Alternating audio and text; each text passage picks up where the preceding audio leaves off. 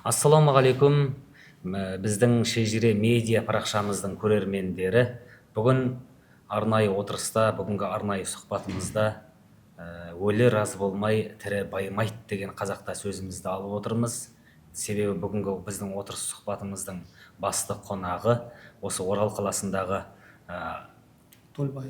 Тулбаев Мұхаммед Ғариф мешітінің найып имамы Серік Қайратұлы ағамыз. Қош келдіңіз. Яғни бізде айтамыз, аспандағы жұлдыз да уақытсыз жеткенде көктен төмен құлайды, миллионды жұтқан бұл ажал кімнен жөнді сұрайды дейді. Білеміз, себебі қай жақтан келдік, сол жаққа баратынымыз анық. Сондықтан да адам дүниеден озғанда біз тірі артындағы қалғандар, тіршілік етушілер, сол өлі разы болмай, тірі баймайды дегенді көбіне қолданып, соны разы болу үшін бірнеше әрекеттер жасамақпыз. Білеміз. Сондықтан да арнайы жаназасын шығарғанда кімдер лайықты сол жаназаға? Сұлтан, немесе имам, немесе солай уәли дейді, әкесі дейді, сол жөнінде бір бастап кетсеңіз. Бисмиллахир-рахманир-рахим. Альхамдулиллах, вассалату вассаламу аля расулиллах. Алла Тағалаға мақтаулар болсын, пайғамбарымызға сансыз салауаттар болсын, Алла Тағалаға сан санат шүкірліктер болсын. Енді мына қозғалып жатқан, яғни жаназаға қатысты мәселе, бұл енді өте маңызды. Әрбір мен мұсылманмын деген адам білуге тиісті, яғни тақырыптардың бірі. Енді бұл дүниеге қонақ, яғни дүниеге келу хақ, дүниеден өту хақ. Сондықтан адам бұл дүниеден өткен кезде оның жаназасын шығаруға, оны жаңа аттап арулап кіруге кімдер лайықты деген тақырыпты сіз сұрақ қойып отырсыз. Яғни ең бірінші жаңа арулап ішіне кіруге лайықты адамдар ең жақын адамдар. Ең жақын қимас адамдар, себебі адам бұл дүниеде өмір сүрген кезде әрбір адамның өзінің айыбы болады. Ол айыбын ешкімге айтпайды, жасырады. Бірақ адам дүниеден өткен кезде оның айыбы ашылады. Сол кезде ішке кірген адамдар, ең жақын қимас адамдар кірген кезде ол көрген айыбын жан жаққа жайып, яғни таратып жібермейді. Егер бөтен адамдар кіретін болса, немесе жаңағыдай кез келген адамды кіргізе беретін болса, ол ертең кейін жаңағыдай анандай болып жатыр, мынандай болып жатыр, үйткен екен, бүйткен екен, арықтап кеткен екен деген сияқты, яғни көгеріп кеткен екен деген сияқты сөздерді жаңа сыртқа шығарып жібереді. Жалпы шариғатымызда дүниеден өткен адамның айыбын жасыру. Пайғамбарымыз саллаллаху алейхи вассаламның кезінде де бір адам дүниеден өткен мұсылманның ішіне кіріп шығып келе жатқан кезде пайғамбарымызға я Расулалла деп жаңа адамның бір айыбын айтайын деп жатқан кезде пайғамбарымыз тоқтатты дейді, аммен былай. Яғни оны Алла және өзі біледі. Ол жерде болған нәрсені ешкімге айтпа деп айтты дейді. Яғни адамның айыбын ашпау. Екінші, кімдер жаназасын шығару керек дегенге қатысты. Яғни жаназа шығаруға лайықты, яғни патша дейді. Мынандай жаңағыдай қалалық жерлерде болса әкім мысалы. Сол нәрселер, сол адамдар шығару керек. Бірінші, одан кейін имам, одан кейін барып сол дүниеден өткен адамның мұрагерлері, мираскерлері, солар шығарса шариғат бойынша соларға рұқсат етеді. Мысалы мираскерлер дегенде қандай сол?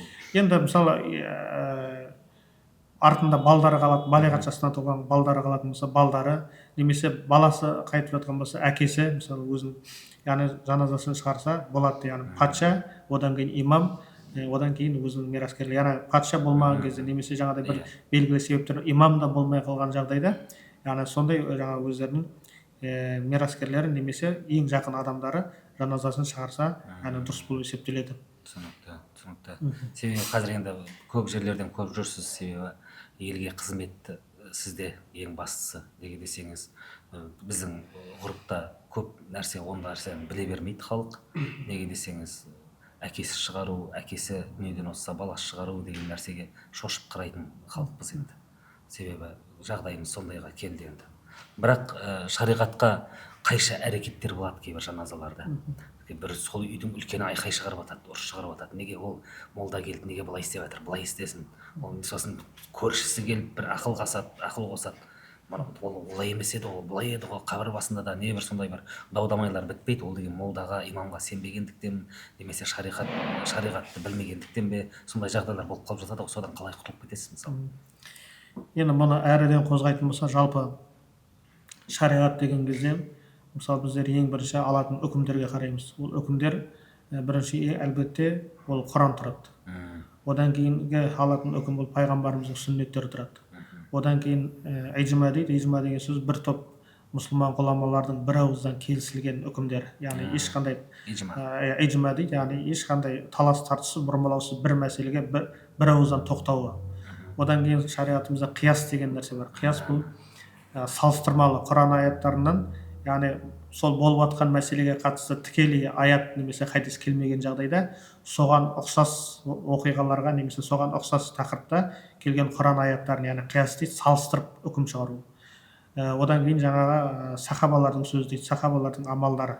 Одан кейін барып әдет ғұрып деген бар, жаңа сіз айтып отқан жергілікті халықтың жаңа ата бабасынан келе жатқан шариғатқа қайшы келмейтін, яғни әдет ғұрыптары, ол да яғни не ұстануға болатын нәрселер. Шариғат оны теріске шығармайды. Бірақ өкінішке орай біздің қазақта мақал бар, дәстүрдің озығы бар, тозығы бар дейді. Ол тек қана негізі дәстүрге қатысты емес, біздің әрбір қазақтың, жалпы мен мұсылманмын деген адамның салт дәстүрі ол шариғаттан негізделеді. Себебі мұсылман адам салт дәстүрдің шариғатқа қайшы келетін салт дәстүрді ұстанбайды. Сондықтан да мысалы Құран аяттарының өзін мансұқ насих деген бар. Құран аяттарының өзі аят бола тұра үкімі жойылған аяттар болады. Пайғамбарымыз саллаллаху алейхи вассаламның хадистерінің өзі үкімі жойылған хадистер болады. Ол сахих бола тұра үкімі жойылған кейін сол хадиске қатысты басқа бір үкімдер келіп, жаңа хадис үкімі жойылған хадис болады. Сол сияқты біздің салт дәстүрімізде ата бабаларымыз дәстүрдің озығы бар, тозығы бар деген кезде, яғни бұрынғы бір шариғатқа қайшы келіп қалған салт дәстүрді, яғни қолданыстан алып тастаған. Енді осы жерде мына жаназада болып жатқан жаңа талас тартыс осы дәстүрлердің шариғатқа қайшы келетін жерлерінде яғни тартыс болып қалады. Себебі шариғатқа қайшы келмейтін дәстүрде имамдар ешкіммен таласпайды. Яғни оған рұқсат бере береді. Себебі қарсы емес. Ол дәстүр бір жалпы ұлтты ұлттан айырып тұратын нәрсе ол салт дәстүр. Дінмен ешқайда ерекшеленбейді. Дін ол арапта ұстанады дінді, сол ислам дінін қазақта ұстанады, өзбекте ерекшелене алмайды. Бәрі бірдей. Тек қана салт дәстүрмен ерекшеленеді. Сондықтан сол салт дәстүрлер шариғатқа қайшы келіп қалса, сол кезде ғана имамдар оның жаңағыдай ол нәрсе болмайтындығын айтады. Сол кезде енді халықтың көбінің бір шариғи ілімі жоқ болғандықтан жаңа бұл біздің ата бабамыздан келе жатқан нәрсе, неге имамдар оған қарсы шығады деп, оның түбіне бармастан мысалы қарсы келіп жатады. Сондай мысалы амалдардың бірі мысалы кейбір жерлерде кездесіп қалады, енді барлық жерде емес, ана мәйіт жатқан жақта, сүйек жатқан жақта алып шыққаннан кейін күріш шашып жатады. Бұны неге істеп жатыр десек, деп сұрасақ, ұрпақтары өсіп өнсін деген мақсатта біздің ата бабаларымыз да яғни осылай істеген дейді. Енді оның салт дәстүр болып қалыптасып қалған, бірақ ол біздің ата бабаларымыз оны не үшін істеді, бірақ оған мән бермейді. Біздің ата бабаларымыздың істенген сол жаңа күріш немесе жаңа масақ дейді ғой, масақ шашуы ертеректе біздің қазақ бабаларымыз киіз үймен қыста қысқы орында, жазда жазғы орында яғни көшіп қонып жүрген. Сол кезде бір адам қайтса, күзет дегеннің өзі содан қалған да. Бір адам дүниеден өтсе, оны сыртқа шалаш тігіп, мәйітті яғни сол шалашқа шығарған, яғни үйіне ұстамаған. Шалаш болғаннан кейін ол ашық тесік болады ғой. Сондықтан да оны жаңағыдай мысық, ит тағы бір нәрсе тістеп кетпесін, жаңағы бүлдіріп кетпесін деп адамдар оны күзетіп отыратын болған. Міне сол жерге, ертесі күні сол жерге адамды арулап, суын сол жерге шұңқырға төгіп, бидайдың масағын шашатын болған. Себебі ол белгі болған. Қыста басқа жаққа көшіп кетеді. Келесі жыл көктемде көшіп келген кезде, киіз үй тігер кезде жаңа жерге қарайтын болған. Бидайдың масағы өсіп шығып тұрады ғой, ол жерге киіз үй тікпейтін болған. Себебі жаңағы белгі ана жерде аруланған су төгілген лас жер, яғни сол мақсатта. Ал сол салт дәстүрді қазіргі қоғамда әкел ол жаңағы ұрпақтарымыз өсіп өнсін деп шашқан деп басқа мақсатта мүлдем шариғатқа келмейтін мақсатта, яғни пайдаланып кеткен да, яғни бұрмаланып кеткен. Осындай жаңағыдай нелер көп. Басқаша түсінікпен, яғни бұл жаңағыдай дәстүрдің озығы бар, тозығы, кейбір мәселелер шариғатқа қайшы келген кезде ол міндетті түрде айтылады имамдар тарапынан. Егер қайшы келмесе, біз оған қарсы емеспіз. Ана адыраспанмен аластайтын секілді ғой, адыраспанмен біздің бабаларымыз адыраспанмен аластаған дейді де. жын шайтандар қашқан деп сөйтеді. Ал негізінде бабаларымыз адыраспанмен құрт құмырсқа жәндіктерді алыстату үшін сол сөйтіп екі жақ түсінік қалыптасып кеткен болып тұр ғой. Енді қазіргі заманауи тілмен айтқан кезде мысалы ауруханаларға барсақ таңертеңгіде мысалы кварц деген нәрсе бар да, бөлмелерге кварц құйсақ адамдар шығарып жібереді. Иә, дезинфекция, зарарсыздану ретінде. Бұрында біздің ата бабаларымызға ертеректе ондай технология болған жоқ қой. Сол кезде біздің ата бабаларымыз осы адыраспанды пайдаланды да. Себебі бұл да зарарсыздандыру құралы ретінде жүреді да, яғни үйдегі құрт құмырсқа, вирус, микробтың бәрін өлтіріп тастайды екен да. Сондай мақсатта. Бізде қазір енді керісінше одан жын шайтан қашады, оны қорғайды деген мақсатта, яғни басқа мақсатта пайдаланып кеткен. Үйге кіре бер адыраспанмен аластадық деп па? Сол мақсатта пайдаланып кеткен. Енді Серік аға, білесіз, қазақта жақсы сөз бар, жалпы шариғатта сөз бар, қаралы үйден қазан қайнамасын дейді. Біздер мысалы тарихтан мәлім да, біздің бабаларымыздың заманында қазалы үйдің өзінен емес көршілерінен ас асылған туралы. Қазір сондай сақталып жатыр ма жалпы көп жаназаларда? Енді бұл жалпы шариғатымызда да бар нәрсе, және біздің атам қазақта сол жолды ұстанған, жаңағыдай 3 күнге дейін қаралы үйден қазан көтерілмейді деген. Және сол 3 күнге дейін сол үйден берілген дастархан жайылған бұл садақа болып есептелмейді деген. Неге? Себебі пайғамбарымыз саллаллаху алейхи вассаламнан да сондай риуаяттар келген. Біздің ата бабаларымыз өзімізде кішкентай кезімізде көріп қалдық. Біз енді қойшының баласы болғаннан кейін әке шешелеріміз түйерба ат арбамен жүре береді ғой. Біреу қайтты десе сол жаңа ат арбасын түйе арбасын жегіп алып, артына бір мөлшек астық немесе бір қойын салып алады да, яғни жаңа қайтыс болған үйге барады, қаралы үйге барады. Сөйтіп барып жаңағыдай көңіл айтып болғаннан кейін мынау менің ақтығым деп, яғни қой болса оны қорасына түсіреді, жаңа астық болса оны сарайына түсіреді. Сол жаңа ақтығын бергеннен кейін жаңа үйдің сол қаралы үйдің иесі айтады екен, енді бір садақасына қатысып кетіңіз деп. Бір садақасына қатысып кетіңіз деген сөз ол 7-сін айтып жатыр да. Яғни 3 күнге дейін, 3-не дейін берілген нәрсе жаңа адамдардың әкелген қойы, астығы, яғни өзінен шықпағаннан кейін ол садақа болып есептелмейді. Және сол көрші көлемдердің адамдардың әкелген тағамдары мен дастархан жайылады, және оны көршілер көтеріп алатын. Енді қазіргі қоғамда, қазіргі уақытта енді мүлдем басқалайды. Себебі енді бір шариғатпен ұштастырып жаңағыдай ақтап алғың келеді, бірақ ақтауға да келмейді. Себебі енді ол кезде қой, астық болса қазір ақша беріп жатыр ғой деп айтасың, бірақ қаралы үйге қашан дастархан жайылады, ол алыстан келген адамдарға жайылады. Шариғатымыз оған рұқсат береді. Ол сол жерде тұрып жатқан көршілерге, сол ауылда немесе сол қалада тұратын жақын жоқ көрші көлем дос жолдастарға жайылып жатқан дастархан емес. Ол жаңағы қонақасы деп жатады ғой, алыстан келген жаңағы сол көңіл айтуға келген құдалары ма, алыстан келген жақындары ма, яғни олардың түсетін жері жоқ олардың. Сол шаңыраққа түседі, шаңыраққа түскеннен кейін ол әлбетте ол тамақ ішу керек те. Сол көршісі болса көршісі көтеріп алады, болмаса сол шаңырақтан дастархан жайылады, оған шариғатымыз рұқсат береді. Ал жалпыламай қазір енді мысалы қонақас деп ресторандарда дастархан жайып жататын жағдайлар бар, ысырап жасап жататын уақыттар бар. Енді ысырап жасамаңыздар десеңіз, онда адамдар басқаша сөз, кімнің дүниесін қызғанып отырсың деген мәселеде айтады. Бірақ ол жалпы біреудің дүниесін қызғану емес. Жалпы бұл жаназа мәселесі бір ізділікке түсу керек. Бай бол, кедей бол, оның дастарханы қарапайым болу керек те. Және ысырапқа жол берілмеу керек. Және шариғат талаптары сақталу керек. Жаңа 3 күнге дейін көршілер болса көршілерін көтеріп алу керек. Себебі бүгін сенің басыңа түскен нәрсе ертең оның да басына түседі. Яғни ол адамның да басына түседі. Сондықтан да енді ауылдық жерлерде көбінесе көмектесіп жатады. Қалалық жерде ол қала ғой. Қалалық жерде әртүрлі адамдар бар. Яғни араласпайтын адамдар да бар, бір-біріне кіріп шықпайтын адамдар бар. Яғни оны көтеріп ал деп айта алмайсың. Сондықтан да шариғаттың талаптары сақталу керек болатын болса, негізі 3 күнге дейін сол қаралы үйден қазан көтерілмеу керек. Шама келсе жаңағы жақын жоқ көрші көлемдер көтеріп алған дұрыс. Түсінікті, рахмет көп. Енді мына бізде жалпы тек қазақта ғана бар ма, басқа ұлт өкілдерінде бар ма? Жалпы көп мысалы халық біле бермейді ғой, 3-ін беру, 7-сін беру, одан кейін 40-ын өткізу, сосын жаңағы 1 жылдық өткізу, 100-ін өткізу дейтін бар. Сол нәрсеге қалай жалпы шариғат не дейді? Халық сұраса. Енді жалпы шариғатымызда 3-і, 7-сі, 40-ы жүзі жылы деген нәрсені міндеттемейді. Бірақ дүниеден өткен адамның артынан қандай да болсын бір игілікті іс, дүниеден өткен марқұмға пайдасы тиеді деген нәрсе шариғатымызда бар. Мысалы оған шариғи яғни үкімдерді алатын болсақ, мысалы марқұмның артынан қажылық өтеу, дүниеден өткен адамның артынан жаңа құрбан шалу, яғни ол адам марқұм болып кетсе де, яғни артынан сондай бір шариғи яғни үкімдер орындалуға шариғатымыз рұқсат береді. Себебі ислам ғұламалары оларға бір ауыздан, яғни дүниеден өткен адамның артынан берілген садақа болсын, жақсы игілікті істер болсын, яғни оның артынан жетеді деген ұстаным бар шариғатымызда. Сондықтан да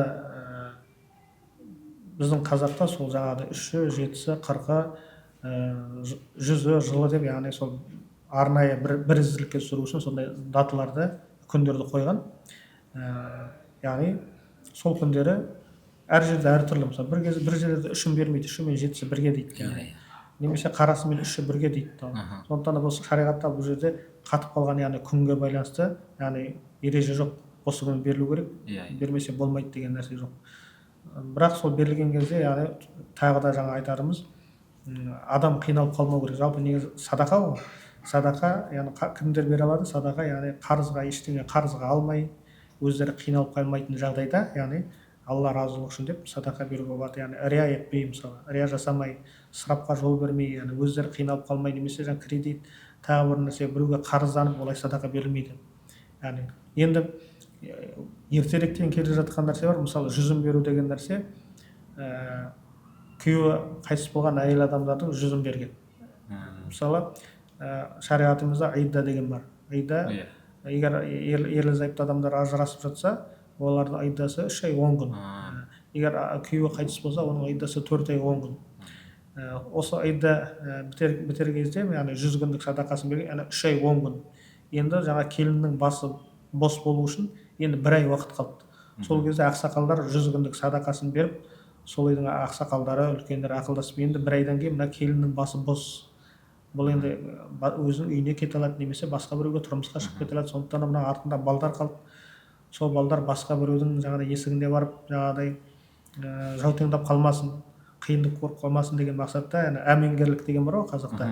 Сол әмеңгерлік салт дәстүрмен, яғни сол жаңағыдай дүниеден өткен ер адамның ағасына немесе інісіне, яғни әмеңгерлікпен, яғни рұқсат берген. Яғни 1 ай бұрын сол садақасы беріліп, яғни сол мәселе шешілгенде, яғни тек жай садақа бере салу емес, қазіргідей емес, ертеңгіде сондай маңызды мәселелерді талқылайтын болғанда сондай садақаларды. Себебі енді 100-ін беру деген кәдімгі мағыналы екен. Бірақ мен ойлаймын да жаңағы 40-ын беру деген сияқты, мысалы адамның жаратылысы да мысалы 40 күннен тұрады. Мысалы мен сіздерді жаңағы бір тамшы судан жараттық дейді, одан 40 күннен кейін жаңағы кесек ет болады, ұйыған қан болады, одан 40 күннен кейін кесек ет болады, одан 40 күннен кейін жаңағы сүйек етпен қапталады дейді, одан 40 күннен кейін жан бітеді дейді. Сөйтіп жаңағы қалай айтады ғой, 7-40 дейді ғой шариғатта. 7-40 дейді. Ал медицина саласында оны 7 неделя дейді. Яғни ол 47 дейді. 7 неделя дейді ма? 40 неделя дейді. 40 неделя дейді. Ал шариғатта 7-40 дейді керісінше. Сол нәрсе сөйтіп толып 280 күн бола ма? Содан 9 ай 9 күн дегенде сол күні толып, сосын дүниеге келеді, дүниеге келгеннен кейін 40 күн. 40-нан шығарады. Сосын дүниеден озады. Енді адамның өмірі қысқа азан мен қаматтың арасы сияқты ғой, дейді ғой. Сол дүниеден озғаннан кейін тағы да 40 күндігін өткізіп, 40-ын беру деп. Сондай бір үйлесімді табады да. Ол жайдан жай қоя салған күндер емес қой, жаңағыдай сондай бәрін құранмен, шариғатпен, яғни салт дәстүрмен ұштастырып қойылған күндер де ол. Енді түсінікті. Енді талай құдай асыларға барасыз, мысалға біреулер садақа береді, атамның қайтқанына 40 жыл дейді, бірдеңе бабамызға 100 жыл дейді. Талайын көріп жатсыз ғой, көріп келе жатыр халық. Сол салаларда құран оқылғанда, құран бағышталғанда жеңгелеріміз мысалы орамал таппай кетіп салфетка қойып алатындар болады басына. Сосын кейбір молдеке күте тұрыңыз дейді де жоқылып кетеді ары қарай. Неге күте тұрыңыз, біреу келе жатыр ма десе, ол демек ар жақтан тақия іздеп тақия таппай жүретін кездер болады.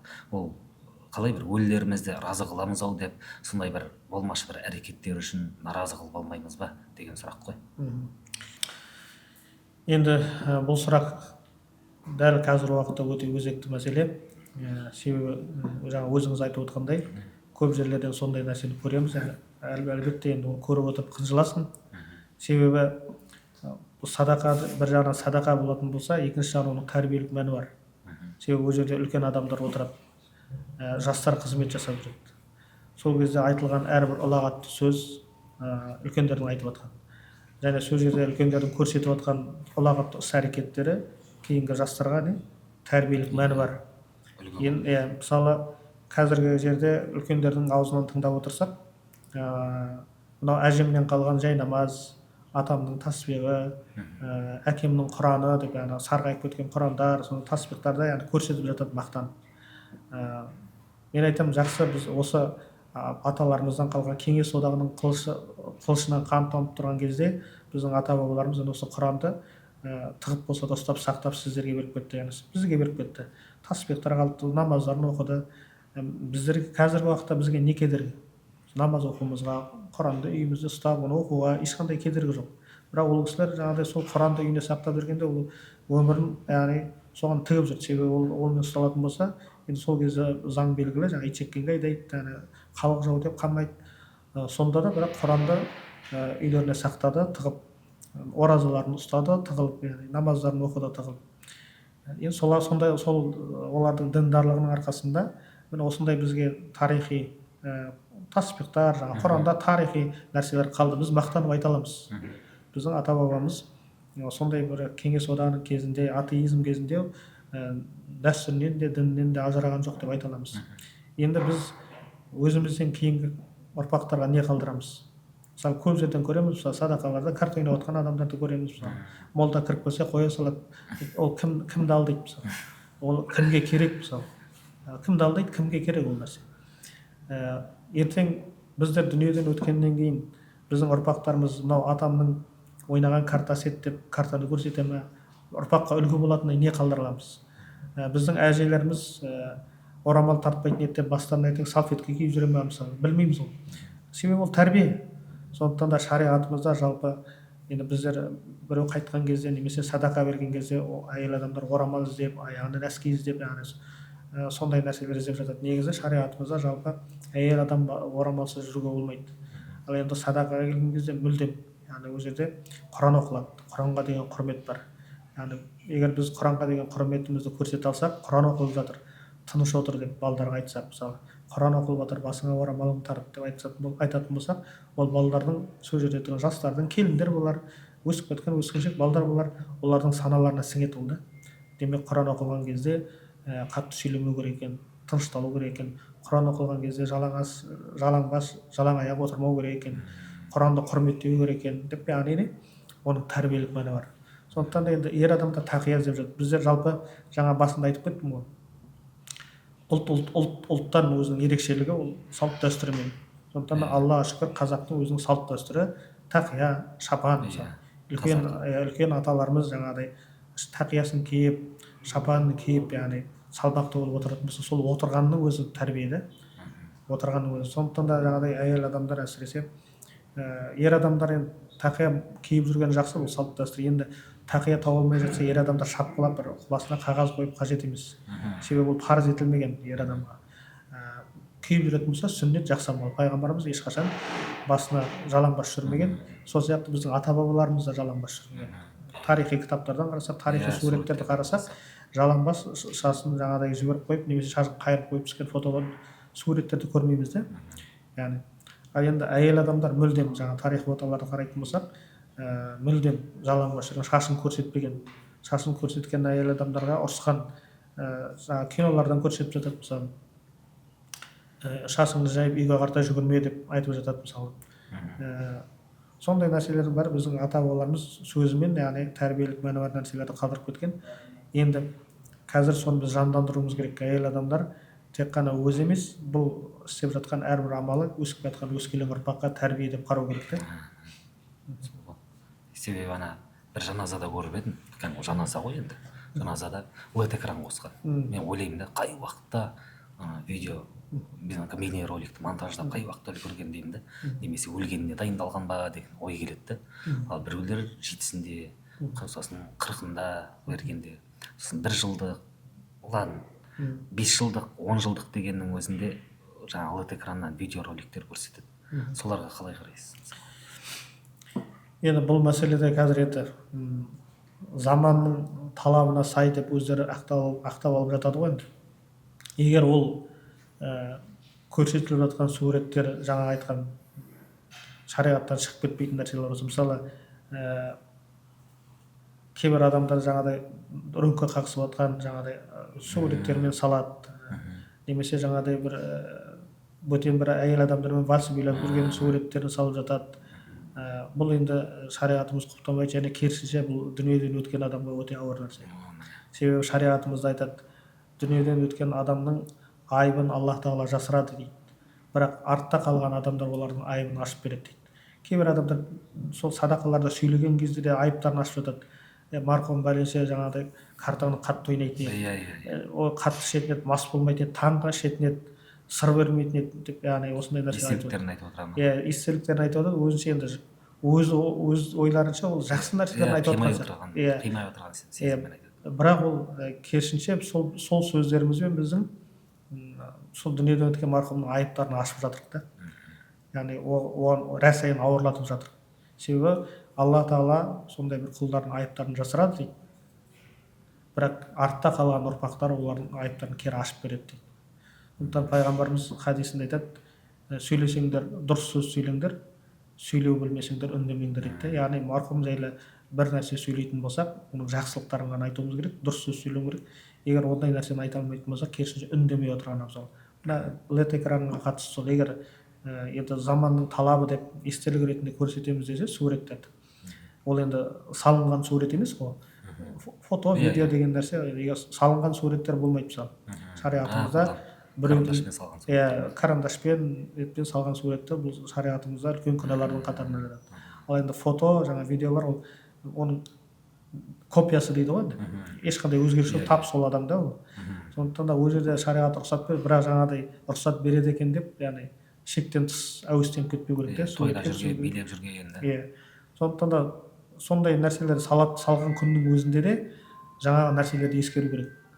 Керісінше сол суреттерді, видеоларды қарап отқан кезде ұрпақтары, яғни одан үлгі алатындай, ұрпақтары соған қызығатындай, адамдар көрген кезде оның жаңағы айыбы ашылмайтындай, яғни кейбір жерде жаңағы пляжға түсіп жүрген суреттерін жаңағыдай сондайдан көрініп жатады да, енді Құдай сақтасын.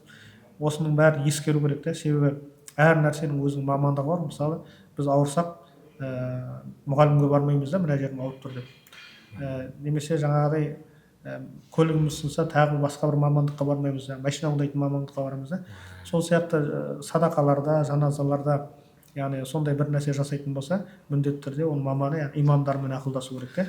Осындай нәрсе жасайық деп, мынандай түсіргенбіз, мынау қалай деп деген. Сондай жерде жаңа керек емес, мынау керек емес, мынау керек емес, алдырып тастауға болады енді. Жалпы негізі көп оған әуестенбеген жақсы да. Әуестенген күннің өзінде жоқ, мен қатардан қалмаймын, осылай істеймін деген күннің өзінде жаңағыдай дүниеден өткен өзінің әкесі болсын, бауыры болсын, сол кісіге ауыр болмас үшін оның айыбын ашып тастайтындай күнәлі істер жасап жатқан суреттерін салмаған дұрыс. Жақсы, түсінікті. Енді айтады ғой, марқұмдарға жайлы болу үшін, жаңағы олар разы болу үшін дұрыс жалпы қандай амал? Жаңағы зияраттың басына барып үнемі жиі барып тұру, немесе үйден дұға қылу, айтады ғой, өзіңе артына жаңағы жақсы дұға қылып тұратын ұрпақ қалдыр деп, оны соны мысалы түсініп міндетті түрде зиратына үзбей әр жұма сайын барып тұратындар да болады. Соған қалай? Жалпы енді дүниеден өткен адамның артынан барып тұратын жақсы амалдар пайғамбарымыздың хадисінде келеді. Бірде пайғамбарымызға бір адам келіп, я Расулалла, ата-анамыз қасымызда бар кезде біздер оларды құрметтедік, жақсы көрдік. Оларға жел болып алдынан келген жоқпыз, қызметінде болдық. Енді ол адамдар дүниеден өтіп кетті, біз оларға қандай жақсылық жасай аламыз деп сұрайды.